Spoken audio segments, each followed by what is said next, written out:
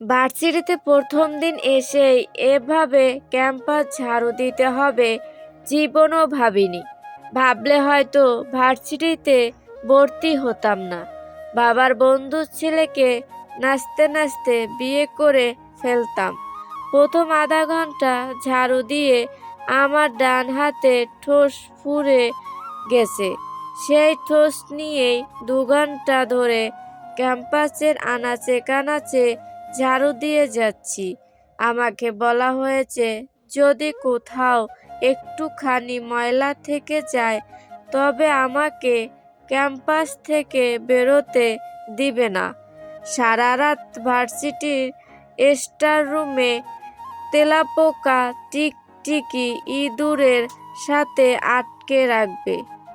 ভার্সিটির সিনিয়ররা এত নিষ্ঠুর হয়, শয়তানের হাড্ডি, শয়তান সবগুলায়। আমার মতো বাচ্চা একটা মেয়েকে র্যাক দিতে তোদের প্রাণে মায়া হয় না। একটু আগের ঘটনা গুলো ভাবতে গেলেই আমার মাথায় আগুন ধরে যাচ্ছে। এর প্রতিশোধ আমি নিয়েই ছাড়বো। একটু আগের ঘটনা না বন্ধু, ক্যাম্পাস তো সেই। শুধু শুধু ঢাকা বিশ্ববিদ্যালয়ে পড়তে না পারার আফসোসে কাঁদছিলাম এতদিন। আজকে জগন্নাথ বিশ্ববিদ্যালয় ক্যাম্পাসের এই অংশের রূপ দেখে আমার সব আফসোসের মিটে গেছে। ক্যাম্পাসে ঘুরতে ঘুরতে কথাগুলো আমার বন্ধু রাহিত বলল। তার জবাবে মিম বলল, দোস্ত আমরাও। ঢাকি ক্যাম্পাস এতটাও সুন্দর না। পাশ থেকে সায়েম টিটকারি মেরে বলল, ও দোস্ত নাচতে না জানলে উঠান বাঁকা। ওর কথায় আমি হাহা করে হেসে উঠলাম। একদম মোক্ষম জবাব দিয়েছে। ওই দুটোর ফানসা মুখ দেখে আমার হাসি আরো বিস্তার হলো। সেই স্কুল জীবন থেকে আমরা 4 বন্ধু একসাথে পড়ালেখা করি, কেউ কাউকে ছাড়া কিছু বুঝি না।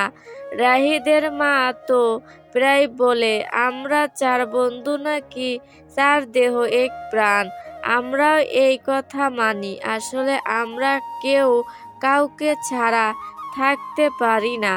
তাই তো আমার আর রাহিদের ঢাবিতে সাবজেক্ট আসলেও মিম আর সায়েমের ঢাবিতে সাবজেক্ট না আসায় আমরা সবাই জগন্নাথে ভর্তি হয়েছি। কারণ জগন্নাথে আমাদের 4 জনেরই সাবজেক্ট এসেছে, যদিও ভিন্ন ভিন্ন, তবুও একই ক্যাম্পাসে যে থাকতে সেটাই অনেক। মিম কোমরে হাত রেখে তেতে উঠল। এভাবে বলতে পারলি আমাকে তোর নিজের কি সাবজেক্ট এসেছে ঢাবিতে? তাই বলে তো আমি তোর মতো ঢাবি ক্যাম্পাসকে দোষারোপ করতে যাই না। আমি কখন ক্যাম্পাসকে দোষারোপ করলাম? সায়েমের বাচ্চা 4 কোনা ইচ্ছা। তুই সবসময় আমার কথায় বেশি বেশি বুঝিস কেন? বলেই রাগে ক্ষোভে সায়েমের চুল শক্ত করে টেনে ধরে মাথাটা কিছুক্ষণ চাকিয়ে দিল। বিপরীতে সায়েম মিমের হাত কামড়ে ধরল। আমি আর রাহিত ব্যাককলের মতো দাঁড়িয়ে থেকে ওদের বাচ্চামি কর্মকাণ্ড দেখছিলাম। যদিও এসব নতুন কিছু নয়, তবুও আমি আর রাহিত প্রতিবারই ওদের কাণ্ড দেখে ইতস্তত হয়ে যাই। ক্যাম্পাসের আর বাকিরাও ওদের দুজনের দিকেই বোকার মতো তাকিয়ে আছে। কেউ কেউ হেসে লুটোপুটি খাচ্ছে। 2 দামড়াদামড়ির ধস্তাধস্তি দেখে মিম কেঁদে উঠতেই আমাদের দুটোর হুঁশ ফিরল। তাড়াতাড়ি করে বাদর দুটাকে টেনে হিঁচড়ে আলাদা করলাম। সাথে দিলাম এক রাম ধমক। তোদের কি কোনোদিনও কাণ্ডজ্ঞান হবে না? আহাম্মক! ভার্সিটিতে প্রথম দিন এসে সবাইকে ফ্রিতে কমেডি মুভি দেখাও, নিজেরাও জোকার হও, সাথে আমাদেরকেও জোকার বানাও। রেগে গেলে আমার মুখ থেকে তুমি শব্দধ্বনিটাই বের হয় সব সময়। ওরা দুজনে এবার চারপাশে তাকিয়ে বুঝতে পারলো নিজেদের মান সম্মানের উপর কিভাবে ট্র্যাক চালিয়েছে।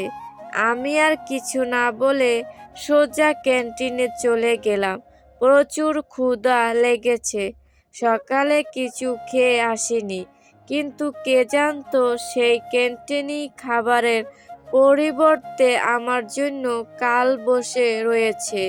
ক্যান্টিনে এসে দেখলাম ক্যান্টিন প্রায় ফাঁকা, শুধু এক কোণায় তিনজন ছেলে বসে আড্ডা দিচ্ছে।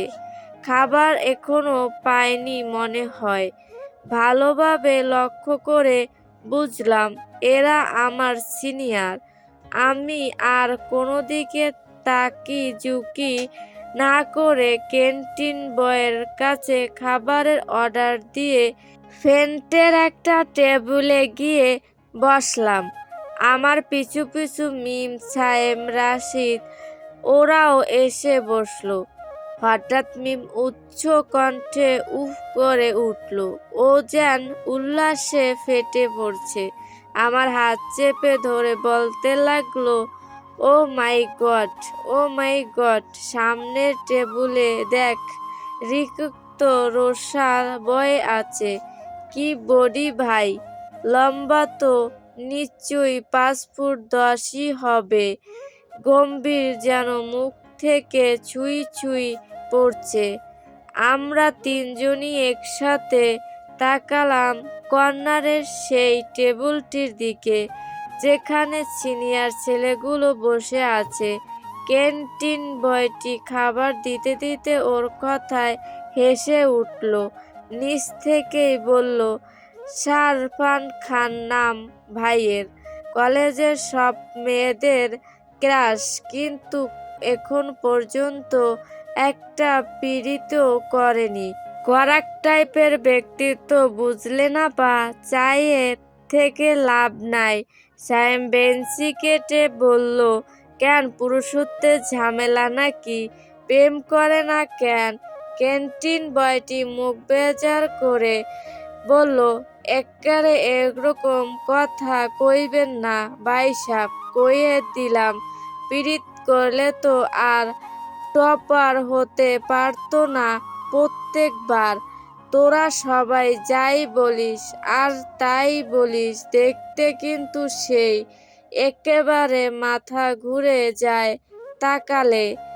মিমের জবাবে আমি বললাম, হুফ, বিড়ালের ছানার মতো সুন্দর, তাকালেই একটু পর পায়খানা করে দিবে ভেবে মাথা ঘুরে উঠে।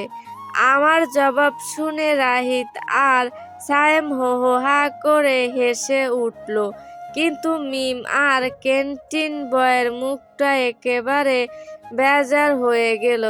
মনে হলো কথাগুলো ওদেরকেই বলেছি। কি রাগ বাবা! ক্যান্টিন বয় এমন নজরে আমার দিকে তাকিয়ে চলে গেল যেন আজকে সে আমাকে দেখে নেবে। আমি এত না ভেবে পুরোটা আর ভাজিতে মনোযোগ দিলাম। ব্যাপক ক্ষুধা লেগেছে, কিন্তু পরোটার টুকরোটা ভাজিতে ডুবিয়ে যেই না মুখে দেব, সাথে সাথে টেবিলে দাম করে একটা শব্দ হলো। আতঙ্কে উঠে দেখলাম মিমের খানিক আগের ক্রাশ সিনিয়র চোখ লাল করে আমার দিকে তাকিয়ে আছে। এতক্ষণ ক্রাশ না খেয়েও তার রাগী রূপ দেখে এবার আমার মনটাও দুলে উঠল। আসলেই দারুণ দেখতে লোকটা, আমাকে দেখতে বিড়ালের পাছার মতো। মেয়ে, তোমার এত সাহস, আমায় এমন কমপ্লিমেন্ট দাও? তার হুংকারে কেঁপে উঠলাম। তেজ দেখানোর সময় পেলাম না। কারণ আমি ইতিমধ্যে তার চোখে খেই হারিয়ে ফেলেছি। বর্তমান কথাগুলো ভেবেই আমার রাগে হাত পা কাঁপছে এখন। ওরকম বদ ছেলের জন্য কিনা আমার হৃদয়ে খেই হারিয়ে বসলো। ছি ছি ছি, ওখানে কিভাবে কি হয়েছে আমার ঠিকমতো খেয়াল নেই। যখন ছেলেটা আমার হাতে ঝাড়ু ধরিয়ে দিল ঠিক তখনই আমার হুঁশ ফিরল। আশেপাশে তাকিয়ে তখন থেকেই আমি আমার ৩ মির্জাফর বন্ধুকে দেখতে পাইনি। বদ তিনটা কোথায় গিয়ে বসে আছে কে জানে।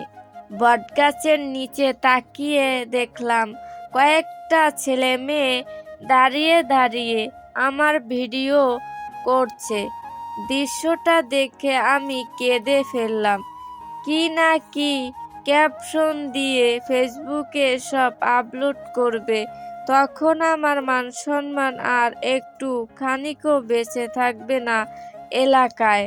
বাবা হয়তো এই ভার্সিটিতে আর পড়তেই দিবে না। আমি যখন আমার এসব চিন্তায় বিভোর তখন একটা রাশভারী কণ্ঠ ভেসে এলো, রেকর্ডিং অফ করো সকলে।